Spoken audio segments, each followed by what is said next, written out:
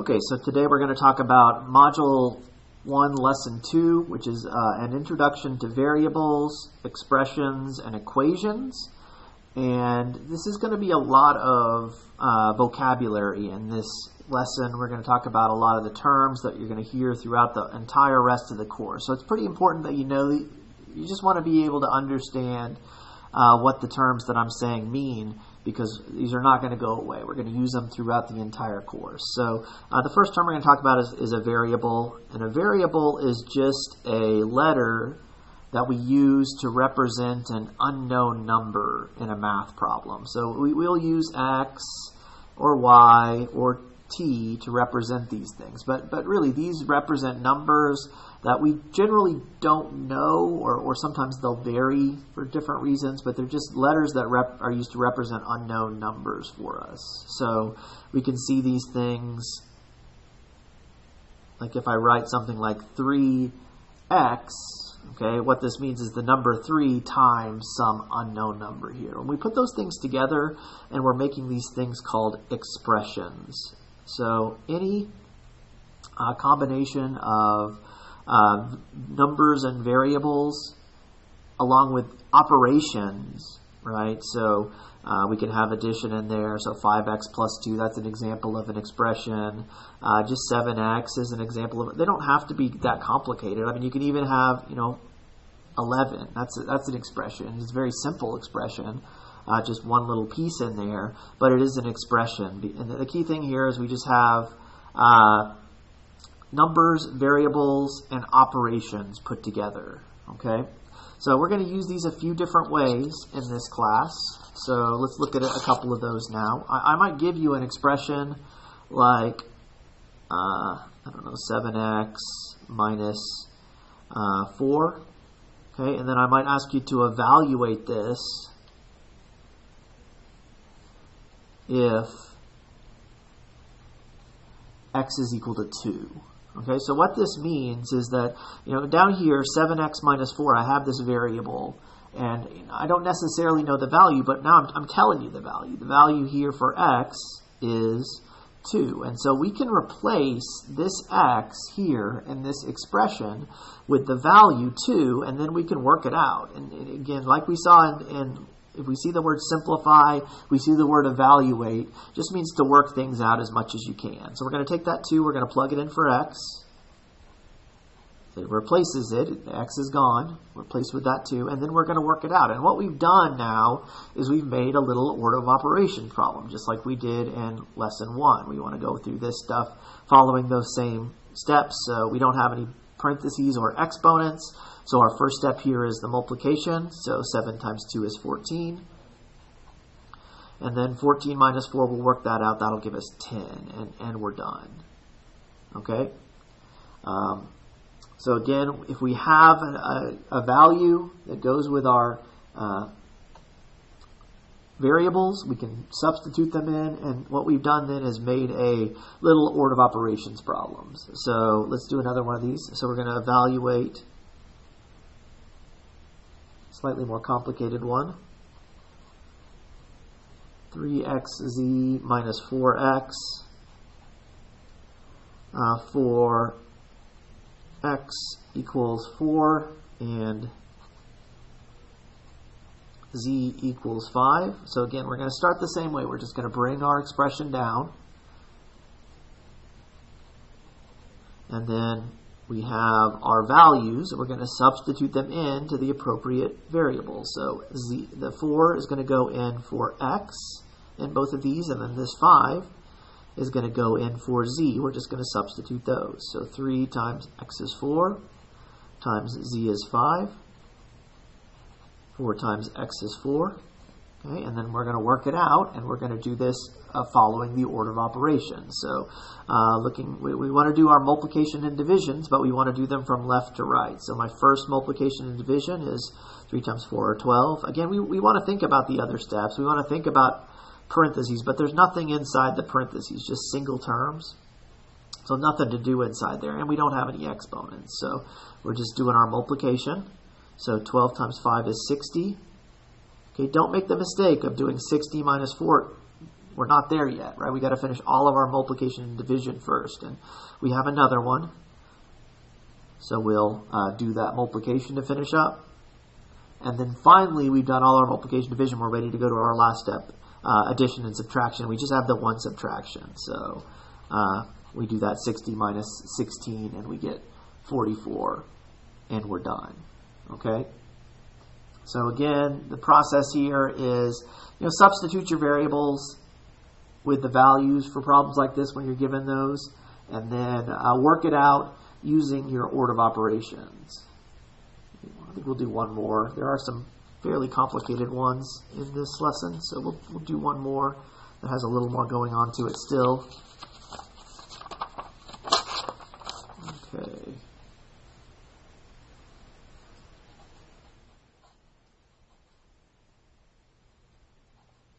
So this one has a fraction in it, the way that it's written. So we want to evaluate this if x equals 5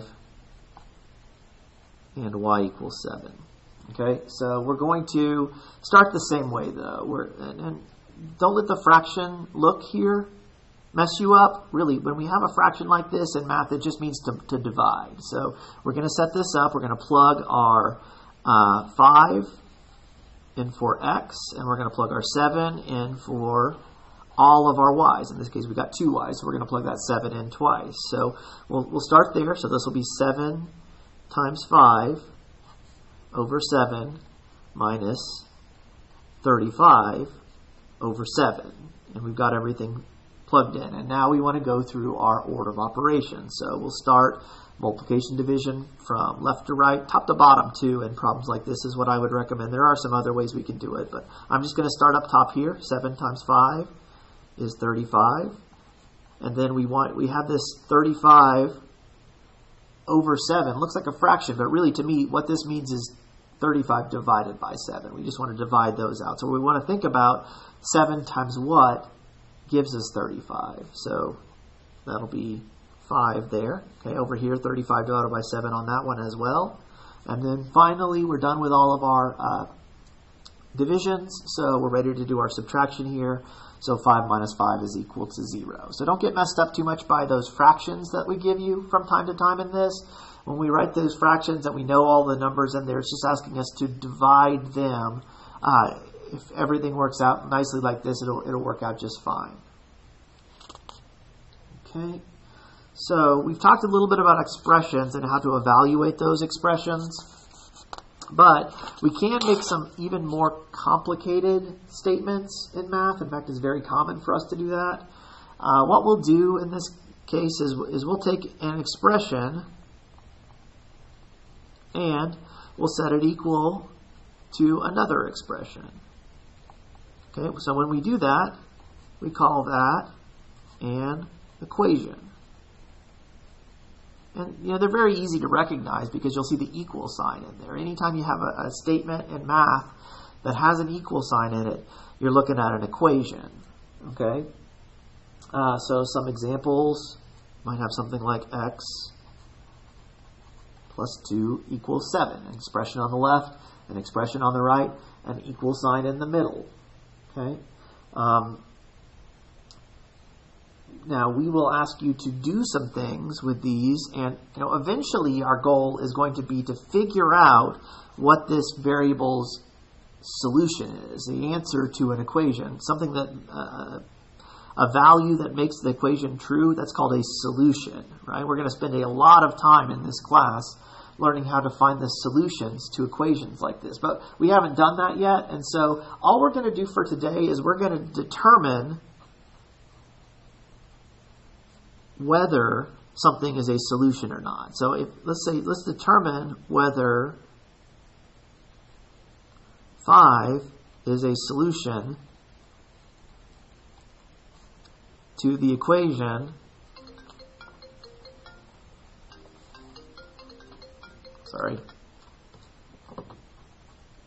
x plus 2 equals 7. Okay, so if we want to determine whether 5 is a solution to this equation, what we're going to do is we're going to take this value here and we're going to substitute it in for x in our other equation. and then we're going to see if we get a true statement or not. So when we plug that 5 in, 5 plus 2 equals 7. We've got 7 equals 7, right, which is a true statement, right? So the answer to this question is yes, 5 is a solution to that equation. Okay? Now it's going to be pretty important when we're going through and checking whether these things are solutions or not that we follow our order of operations, because if we don't, we might say that something is not a solution when it should be. Okay, so let's look at another example here. So a slightly more complicated equation. So 3x minus 5 equals 2x plus 7. We can certainly have variables on both sides of these, but what we want to do is we want to determine which number or numbers are solutions. Okay, and then they give us this thing called a set, which is just the way to say that we've got a list of numbers in a math problem like this. So we have 3 possibilities, 4, 8, and 12, and we're trying to decide which of those, if any, are solutions. Okay, and so really this is just 3 little mini problems. We're just going to do them one at a time. I'm just going to work with a 4 first, and I'm going to substitute that 4 in for all of the x's here.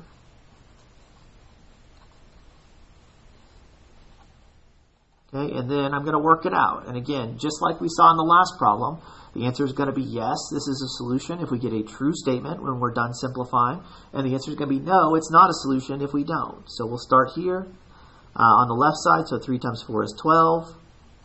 12 minus 5 is 7. On the right side, 2 times 4 is 8.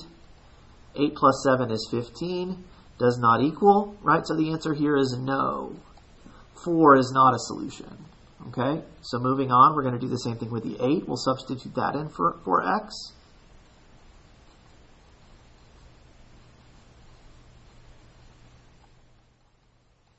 Okay, so 3 times 8 is 24.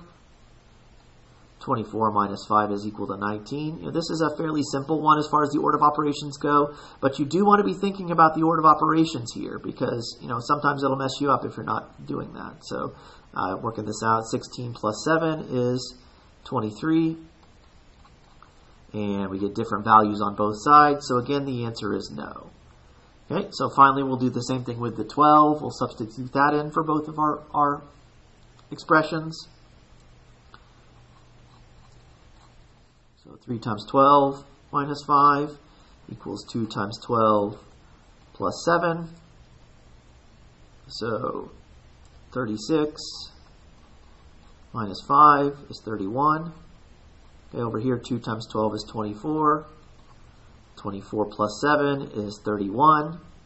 And so the answer to that question would be yes for this one. So we had 3 possibilities. 4 was not a solution, 8 was not a solution, 12 was a solution. And again, we know that because when we substituted it in, we got a true statement for our result. 31 is equal to 21. So that is our solution to our system. Okay, so the last big idea that we have in this section are some word phrases that we'll need to translate into math. Okay. So they start pretty simple, but it is important that we think about what the words that we're working with mean. So we have an example would be something like this. We ask you to write an expression for the product of 17 and a number. Okay, so if we're trying to write an expression for the product of 17 and a number, the first thing that we have to think about is what does the word product mean? And in math, the word product means we're going to multiply the two things. It's the result of a multiplication problem. So the product of 17 and a number, and it also tells us in this to use x as your number. because we don't know what this is, and that's exactly what variables are for. So we are going to need a variable in our expression here, and we're just going to multiply them together. So 17 times x. Now, some people write like this.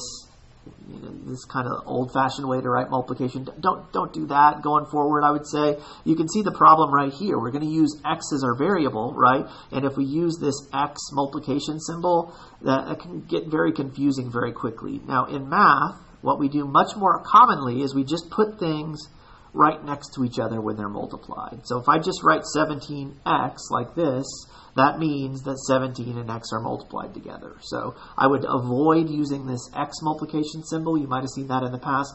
Don't do that going forward. Just put things that are multiplied together right next to each other. Okay. Another tricky one that we sometimes do is we might ask you to do 14 divided by a number. We have a couple of choices for how to do this. Again, it would not be wrong necessarily to write out 14 divided by our number of x, but this is not a very common way to do it. Again, this symbol is not something that we use very often as we go forward in math. It's not the most useful thing in the world. What we'll do instead is we'll just write the division as a fraction. So either one of these answers would actually be correct for this problem. Okay? But this one is much more practical going forward. If we're asked to do 14 divided by a number, just 14 over x is what we're really looking for there.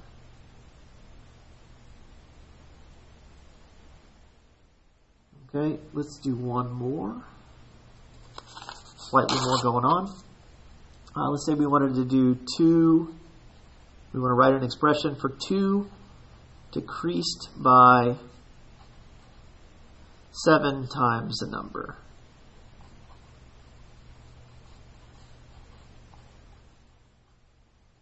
Okay, so start with our 2. Decreased by, again, the key to this problem is making sure we're using the right operation. Decreased by means we're going to subtract, right? And then 7 times the number, we're going to use x for our number again. So 7 times the number is going to be 7x. We're just going to put them right next to each other. We're not going to use that x multiplication symbol.